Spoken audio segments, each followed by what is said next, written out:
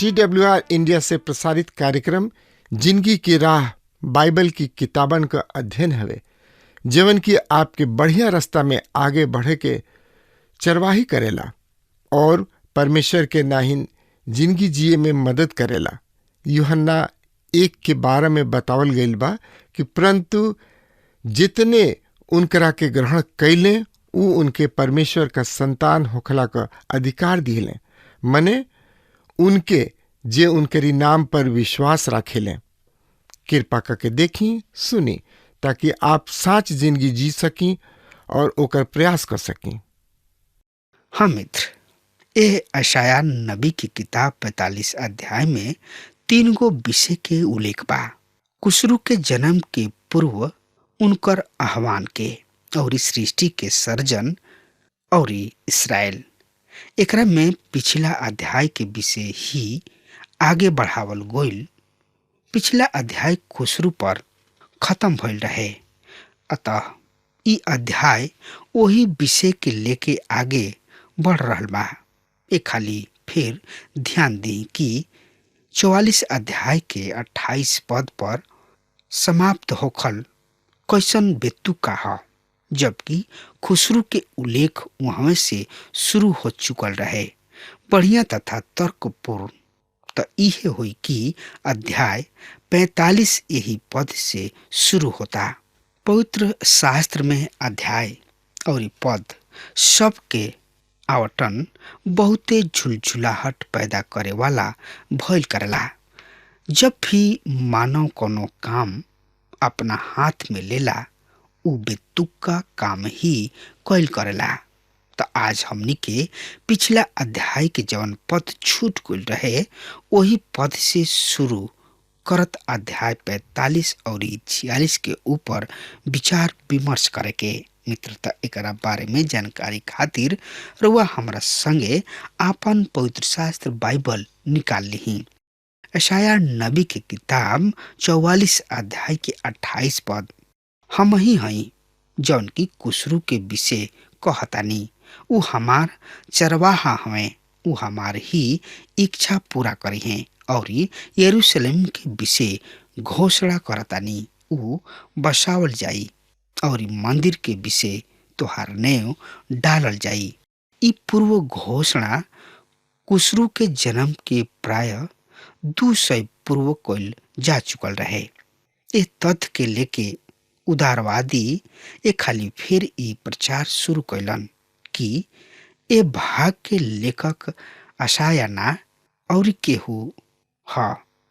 कमजोर विश्वास आदमी के सामने जवन की परमेश्वर के सामर्थ पर विश्वास ना करलन। यशायाह के 200 वर्ष से पूर्व कइल गइल भविष्यवाणी एगो ऐसन विषय है जवन की ओकरा के गर्दन से बहरी नइखे उतारल जा सकत। अतः जैसे पहले स्वाभाविक सवाल ई उठता कि परमेश्वर कुशरू के काहे एह तरी से 200 वर्ष पूर्व चुन के अलग क के रखले रहन। संभवतः एकर 3 गो कारण बा।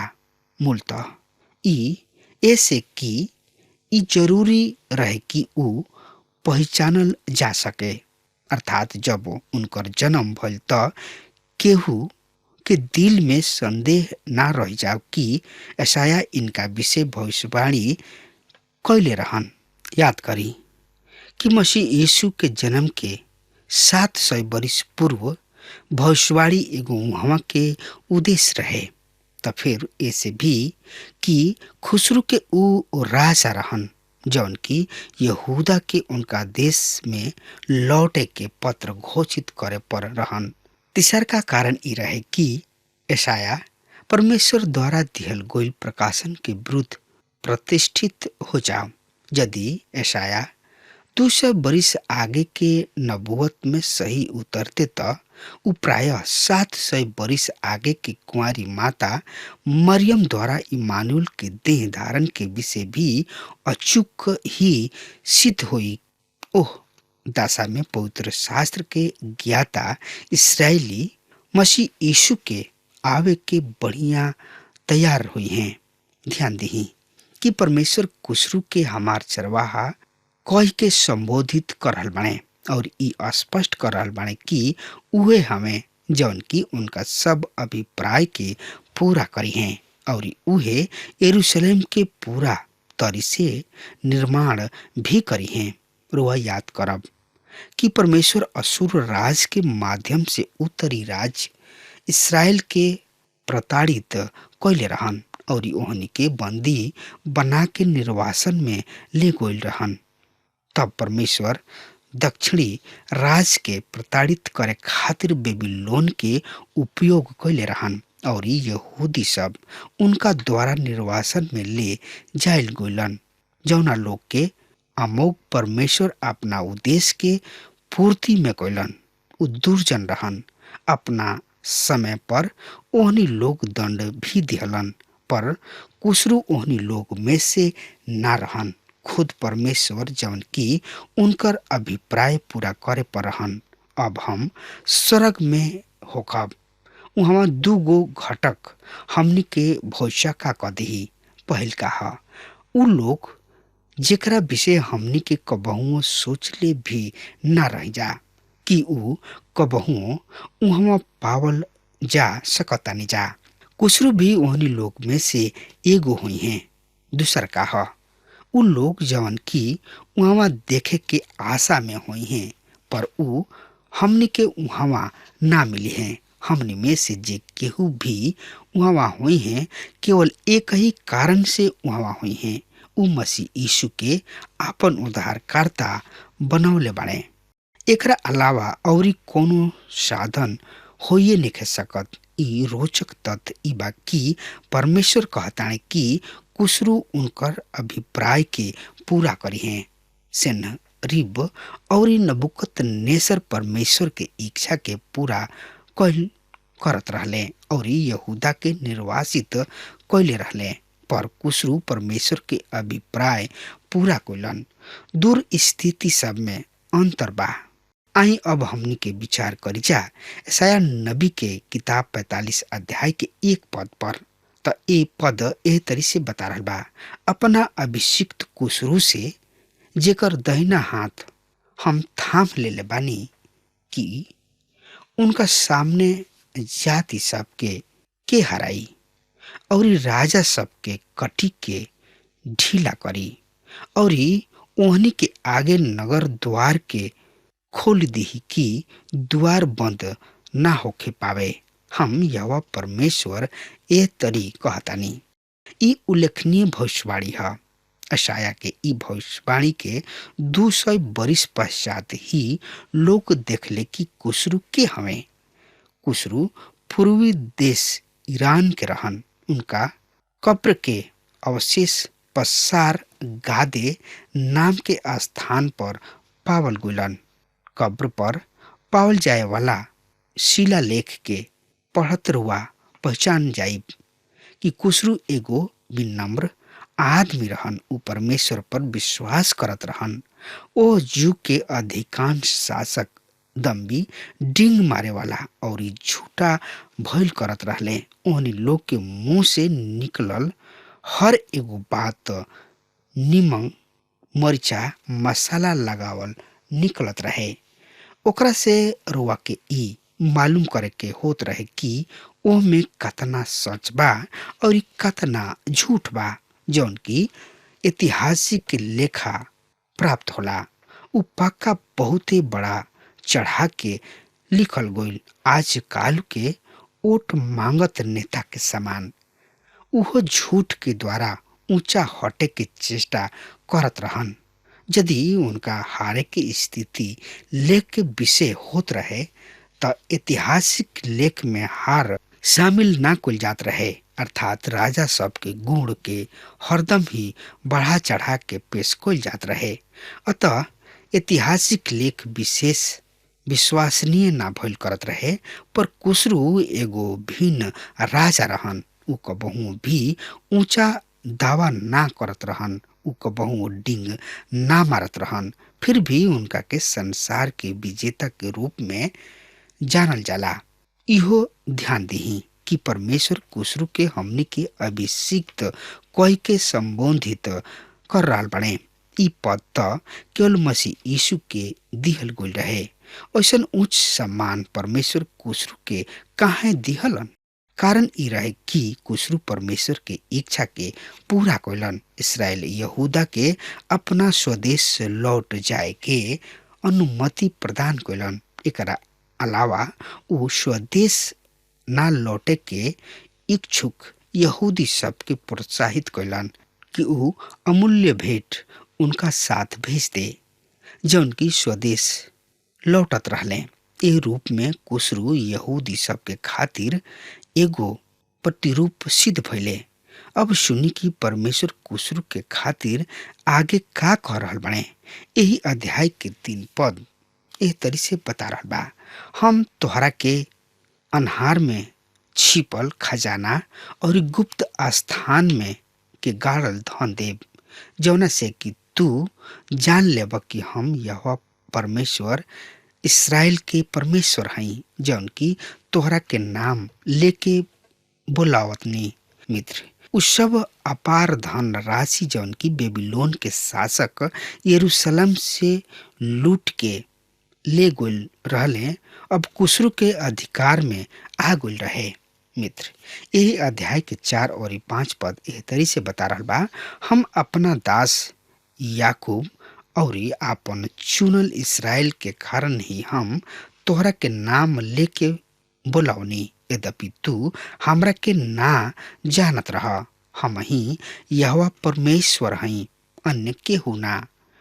हमरा अतिरिक्त और केहू परमेश्वर नहीं खे। यद्यपि तू हमरा के ना जनित, फिर भी हम तोहार कमर कसब। एकरा पहले कि कुशरू परमेश्वर के जनिते परमेश्वर कुशरू के चुन लिहले। ई पूरा के पूरा तर्क संगत विषय है कि कुशरू जीवित और सच्चा परमेश्वर के पहचान के उनका ऊपर विश्वास कैलन। एगो पद देखी, इजरा की किताब 1 अध्याय के 2 पद यिर्मयाह द्वारा घोषित आपन वाणी पूरा करे खातिर प्रभु ईरान के राजा कुशरू के अपना शासन काल के पहला बरिस में प्रेरित कैलन। ईरान के राजा कुशरू कहताने, प्रभु स्वर्ग के परमेश्वर हमरा के पृथ्वी के राज्य प्रदान कैलन और ऊ हमरा के यहूदिया के यरूशलेम में एगो मंदिर के निर्माण के आदेश दिहले। अगला विषय है सृष्टि सृजन के सर्वयुग के पूर्व सृष्टि के निर्माण के विषय यहाँ एगो उल्लेखनीय वक्तव्य बा। यही अध्याय के पद 7 एह तरी से बता रहल बा, हम ही प्रकाश के पैदा करे वाला और अंधकार के सृजन हार हई, हम ही शांति देवे वाला और विपत्ति के ले आवे वाला हई। हम यहोवा परमेश्वर के ई सब कुछ करीना। पारसी धर्म के उदय ईरान में भइल। उनकर शिक्षा उह कि मजदा प्रकाश के देखताणे। परमेश्वर घोषित कैलन कि हम ही हई जौन की प्रकाश के निर्माण कोइनी। ईरान के निवासी लोग सत्य के बहुते नियरा पहुंच गए। रुआ ई विचार कर सकतानी कि बहु देवता उपासक राष्ट्र सब के बीच रहत भी ईरानी केवल एगो देवता मजदा के उपासना काहे करत रह गइल। कारण ई बा कि ऊ यहूदी सब के संपर्क में आयल रहन और यहूदा उनका पर गहरा प्रभाव छोड़ले रहे। इसराइल और यहूदा समस्त संसार के खातिर एगो परमेश्वर के उपासना के आदर्श बनावल गइल रहन। पारसी मत में अरियान बुराई और अनहार के देवता है। परमेश्वर यहाँ अनहार के सृष्टि के भी उत्तरदायित्व ले रहल बने। परमेश्वर सुख भी देले और दुख भी भेजेलेन। यहाँ दुख में सम्मिलित बा कठिनाई और विपदा तथा आकस्मिक शोक। इस सब परिणाम है पाप के, जौन तथ्य नए नियम में पौलुस ई कह के प्रकट कैलन, पाप के तनख्वाह मृत्यु है उहे पुराना नियम में परमेश्वर द्वारा ई कहलन, हम सुख भी दीना और दुख भी भेजिना। यदि रुआ पाप में सौनाइल बानी तो याद राखी पगार के दिन आ रहल बा। अतः ऊ कह रहल बाने, हम ही हई जौन की प्रकाश और अन्हार दोनों के सृष्टि करता हई। परमेश्वर हम ही हई, प्रकाश ना। यही अध्याय के 9 पद एह तरी से बता रहल बा, हाय ओकरा पर जौन की अपना सृष्टिकर्ता से झगड़ा करला। उ तो माटी के बर्तन में एगो ठीकरा ही ह। का माटी कोहार से कही तो हाँ का करताड़ा, का तोहार हस्तकाला कही एकर तो हाथ ही नहीं खे। का सोच के लोग परमेश्वर से बहस करे लागेले, भला केहू उनका से जीत के सफल भइल बा। परमेश्वर यहाँ कह रहल बाणे, मत सोचलो कि तोहनी लोग हमरा से लड़ के पार पैब लोग। बढ़िया हो कि तोहनी लोग कोर्ट के बहरी ही यानी कि कोर्ट जाए से पहले ही तोहनी लोग सुलह सपाटा कल लोग।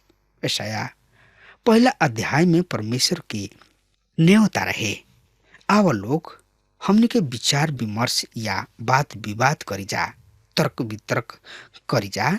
यदि राउर पाप लाल रंग के भी होई तो ओकरा के प्रभु परमेश्वर हिम के ऐसन उजर कर दी है। परमेश्वर के साथ खिलवाड़ मत करा, उनके मालूम रहेला अगला फल का होखे वाला बा। दूसर दावा है यही अध्याय के 12 पद एह तरी से बता रहल बा, हम ही पृथ्वी के बनौनी और ओकरा पर मनुष्य के सृजले बानी। हम अपना ही हाथ से आकाश के तन ले बानी और हम ही उनकर सब गुण के नियुक्त कइले बानी। आकाश के नक्षत्र के आदेश देतानी। ई परमेश्वर कहले बाणे। कैसे कहलन ई ऊ हमनी के ना बतौले।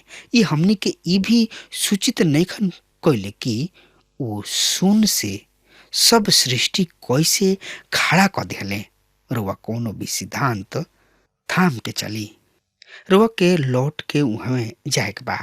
उहवा सुन बा और उहवा सब कुछ देखल गइल, सृजल गइल। यदि रुआ हमरा के ई दिखा दे कि सुन कैसे कुछ बन जाला, तब हम राउर बात सुने लगब। तब तक रुआ एगो बैंक के छोट बच्चा तथा बानर के बात करत रहब। हमरा के अविश्वासी घोषित कर दी। रुआ बात के ऊपर हमरा विश्वास नहीं के। हाँ, केवल परमेश्वर किने एगो तर्क संगत जवाब बा। ऊ कहताने ऊ इस सृष्टि के निर्माण कइले बाणे केवल शब्द से। ऊ सृष्टि के अस्तित्व में ले आइलन। कारुआ किने एकर कोनो बुद्धिमत्ता पूर्ण जवाब बा।